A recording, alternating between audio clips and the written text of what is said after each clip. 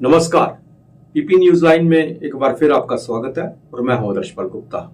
Hamas प्रमुख इस्माइल हानिया की हत्या जो है, इससे एक बार फिर हमास और इस्राइल का युद्ध जो है विश्व युद्ध की ओर बढ़ रहा है।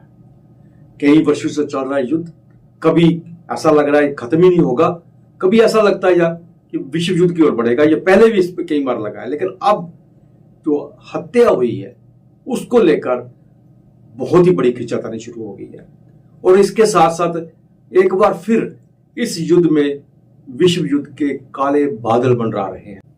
आज हमारे साथ हैं डिफेंस विशेषज्ञ ब्रिगेडियर विजय सागर धीमान। उनसे हम जानना चाहेंगे, अचानक ये जो एकदम हत्या के बाद वहां के हालात बदले हैं और एक युद्ध, विश्व युद्ध का खतरा मंडराना शुरू हो गया है, क्या कह रहे हैं? पीर साहब, आपका बहुत बहुत स्वागत है। Thank you very much Adarsh ji, pleasure to be on your show. पीर साहब, बहुत लंबा खिंचा हुआ युद्ध है और अब कभी कभी लग रहा था कि ऐसे ही चलता रहेगा, फिर अचानक बीच में कुछ ऐसा हो जाता है जिससे लग रहा है कि आने वाले दिनों में एक बहुत बड़ा खतरा बन सकता है विश्व के लिए। जिस तरह कल इस्माइल हानिया की हत्या कर दी गई, उसके बाद फिर लग रहा है कि ये एक विश्व युद्ध की ओर बढ़ रहे हैं। देखिए, जो सिचुएशन है इस वक्त वेस्ट एशिया की, जो 7 अक्टूबर को इसराइल ने हमला किया हमास के ऊपर इन रिटेलिएशन टू जो उन्होंने 7 को तरीकों किया, उसकी जो एस्केलेशन लैडर थी वो काफी सीसॉ बैटल की तरह आगे पीछे होती रही। पहले खाली इजरायलीज हमला कर रहे थे हमास के ऊपर और गाजा में भी बड़ा कैलकुलेट तरीके से इस वॉर को एस्केलेट किया गया। फिर उसके बाद हमने देखा at some point in time Palestinian भी जुड़े, बल्कि मैं ये बोलूंगा कि कुछ हफ्ता पहले आई थिंक पैलेस्टीनियंस की और हमास की संधि भी हुई, जो एक अच्छा खबर नहीं था इजराइल के लिए। बीच में फिर जो आपका रेड सी का सुएज कैनाल से जितनी भी कमर्शियल शिपिंग थी वो सारी की सारी हुतियों ने बीच में आके जंप कर दिया कि बोला कि जो भी शिप जाएगा इजराइल के रिलेटेड या इजराइल के जो सपोर्टर्स हैं, that is United states, UK. मैं थोड़ा सा आपको रोकूंगा, इससे हम पहले आगे बढ़े। मैं सबसे पहले आपसे इस्माइल हानिया के बारे में जानना चाहूंगा। नहीं, मैं उसकी पॉलिटिकल एक बहुत इंपॉर्टेंस रहेगी। वही मैं आ रहा हूँ। इस्माइल हानिया जो है वो हमास का चीफ था, यानी कि उनका जो उसको ढूंढने के लिए इजराइल की पूरी सिक्योरिटी एजेंसीज, इंटेलिजेंस एजेंसीज उसको ढूंढ रही थी। अभी आज क्या हुआ है कि ईरान के अंदर एक ऑफिशियल सेरेमनी थी, उसके 2 घंटे पहले ईरान के अंदर ही उसके ऊपर रेड करके उसको असैसिनेट कर दिया गया। अब ये एक बहुत बड़ी चुनौती है ईरान के लिए कि उनकी अपनी धरती पे उनका अपना बंदा, जैसे मैं आपको बता रहा था कि हुतीज आ गए, हमास था, हिजबुल्लाह था, ये तीनों जो ग्रुप्स हैं ये ईरान के प्रॉक्सीज हैं और इन तीनों ने अपना फ्रंट खोल लिया इजराइल के अगेंस्ट। और आज जो एक बहुत ही बात हुई है वो ये है कि ये ईरान की धरती के ऊपर हुआ है। बिल्कुल, इसके पहले भी इजराइलियों ने ईरान की धरती के ऊपर उनके न्यूक्लियर प्रोग्राम में उनके न्यूक्लियर साइंटिस्ट को एलिमिनेट किया है, उनके न्यूक्लियर प्रोग्राम पे रैंसमवेयर अटैक किया है जहां पे उनके सारे कंप्यूटर जो बंद हो जाते हैं, और इस तरह की काफी सारी हरकतें की हैं। परंतु वो ओवर्ट लेवल पे थी, रादर कोवर्ट लेवल पे थी, और दुनिया में जब उन्होंने बोला तो इजराइल ने कभी भी उसको कबूला उन्होंने इसको भी नहीं है।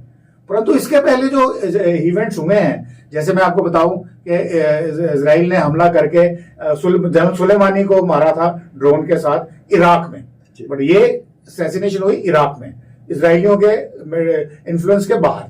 हालांकि इराक इजराइलियों के फेवर में है, प्लस ईरान के फेवर में है, प्लस जो उसके बाद दूसरी घटना होती है वो होती है जो ईरानियन एम्बेसी है सीरिया के अंदर, और वहां पे उनके 3 टॉप कमांडर्स मारे जाते हैं।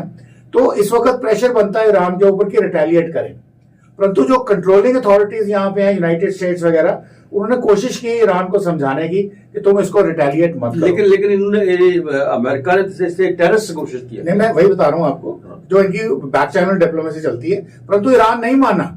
हालांकि वो हमला जो था वो ईरान की धरती पे नहीं था, ईरान नहीं माना, उसने 300 मिसाइलों और ड्रोन के साथ इजराइल के ऊपर हमला किया। परंतु चूंकि पता था कि ईरान ऐसा करेगा, तो यूके, यूएस, जितनी भी इनकी फोर्सेस थी नेटो की जो उस वक्त ऑपरेट कर रही थी, चाहे वो मेडिटेरेनियन सी में थी या रेड सी के अंदर थी या नीचे गल्फ ऑफ एडन में थी, उन सब ने मिलकर के इनके 300 के 300 जो हवाई हमले थे ईरान के ऊपर उनको निष्कर्ष कर दिया। इंक्लूडिंग इवन जॉर्डन ने करा। जॉर्डन को पूछा गया भाई तुम तो ईरानियन के साथी हो, एंटी इजरायली हो, तुमने क्यों करा? उन्होंने बोला हमारे एयर स्पेस के ऊपर से मिसाइल जा रही थी और हमारे पास इसकी कोई जानकारी नहीं थी। तो इस किस्म की चीजों से वो एक बड़ी घटना टल गई और विश्व युद्ध का जो खतरा था वो भी टल गया। परंतु आज की जो घटना है वो घटना ईरान के अंदर है, वो भी एक ऑफिशियल सेरेमनी के पहले।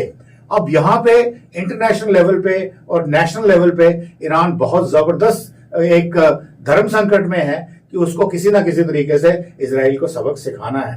और अगर सबक सिखाने की बात पे आते हैं तो मैं आपको 100% यकीन दिलाता हूं कि अगर उनका कोई हमला डायरेक्टली वाया सीरिया या जॉर्डन या इराक की तरफ से होता है ईरानियन फोर्सेस का इजरायलियों के ऊपर, basically it will be long range missiles, तो ये विश्व युद्ध में इसलिए तैयार हो सकता है क्योंकि इसके पहले मैंने बोला हुतीज के साथ जंग छिड़ी हुई है।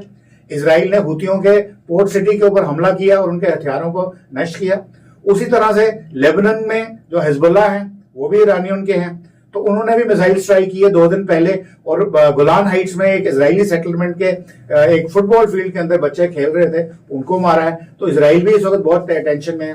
तो टेंशन इतनी ज्यादा बढ़ गई है, अभी हमारी सारी नजर है कि ईरान इस वक्त क्या करता है, क्योंकि ईरान का जो रिस्पॉन्स होगा वो डिसाइड करेगा। अगर वो मेजर रिस्पॉन्स होता है और इजराइल में डैमेज होती है तो फिर आप समझिए कि ये युद्ध पक्का है, क्योंकि हिजबुल्लाह भी तैयार बैठा है, हुती भी तैयार बैठा है और ये ईरान भी बीच में आ जाता है, तो युद्ध पक्का है। और ये युद्ध में अमेरिकन फोर्सेस भी साकिन हो जाएंगी, नेटो फोर्सेस भी साकिन हो जाएंगी, और इधर से ईरानियंस के तीनों जो प्रॉक्सी वाले हैं ईरान भी खुद आएगा, और उसके साथ हो सकता है जो उसके साथी हैं नॉर्थ कोरिया, रशिया या चाइना, उनकी तरफ से भी सपोर्ट मिल सकती है। प्लस कुछ ऑर्गेनाइजेशन ऑफ इस्लामिक कोऑपरेशन वाले जो कंट्रीज हैं उनकी सपोर्ट भी हो सकती है, जो कि इस्लामिक ब्रदरहुड का बात करें और एंटी जायनिस्ट फोर्सेस हैं वो सब मिल सकती हैं। तो एक किस्म का ये विश्व युद्ध बनने की एक आई वुड से एक एनुअल पे है। होगा कि नहीं होगा वो हम देखेंगे। क्या इसका कोई प्रभाव भारत में भी पड़ेगा? नहीं, भारत में सबसे बड़ा प्रभाव तो अभी आप देखिए कि इस वक्त जो है जो हमारी कमर्शियल शिपिंग लाइन इवन आज अभी टेंशन है। हालांकि हमारे इंडियन नेवी भी वहां ऑपरेट कर रही है, वो एस्कॉर्ट कर रहे हैं, परंतु ओवरऑल जो इकोनॉमिक इफेक्ट है वो भारत के ऊपर थोड़ा सा नेगेटिव होगा 100%। और अगर युद्ध छिड़ जाता है तो फिर तो अभी तो इकोनॉमिक इफेक्ट इसलिए है क्योंकि ट्रांसपोर्टेशन कॉस्ट बढ़ गई है लंबे रूट की वजह से, परंतु अगर युद्ध छिड़ जाता है तो फिर बहुत सारे कंट्रीज जो इसमें इन्वॉल्व हो जाएंगे, जो हमारे साथ इकोनॉमिक लेवल पे कोऑपरेशन करना चाहते हैं या कर रहे हैं, वो सब बंद हो जाएगा। तो और दूसरा फिर यानी कि जैसे अभी यूक्रेन वॉर में, रशिया वॉर में हमने बोला कि हम स्ट्रेटेजिक ऑटोनॉमी दिखाएंगे, किसी तरफ नहीं लगेंगे, तो हमारे लिए एक बहुत बड़ा धर्म संकट होगा कि एट वन टाइम हम कहते हैं कि हम इजराइल के साथ हैं और दूसरे हमारे जो पैलेस्टाइनियंस के साथ पुराने रिश्ते हैं हम उसमें भी हम सकिन हो जाएंगे। तो ये एक बहुत बड़ी कूटनीतिक या एक डिप्लोमेसी की सिचुएशन क्रिएट हो जाएगी। उसको देखेंगे कि हम उसको कैसे हैंडल करें। तो आने वाले दिनों में एक बहुत बड़ी चुनौती होगी एग्जैक्टली भारत के लिए भी, और अगर विश्व युद्ध होता है तो पूरे विश्व के लिए भी। मीर साहब, आप हमारे चैनल में और हमारे दर्शकों को सब जानकारी दी, इसके लिए आपका बहुत बहुत धन्यवाद। बहुत बहुत धन्यवाद। Thank you very much. आज के लिए बस इतना ही।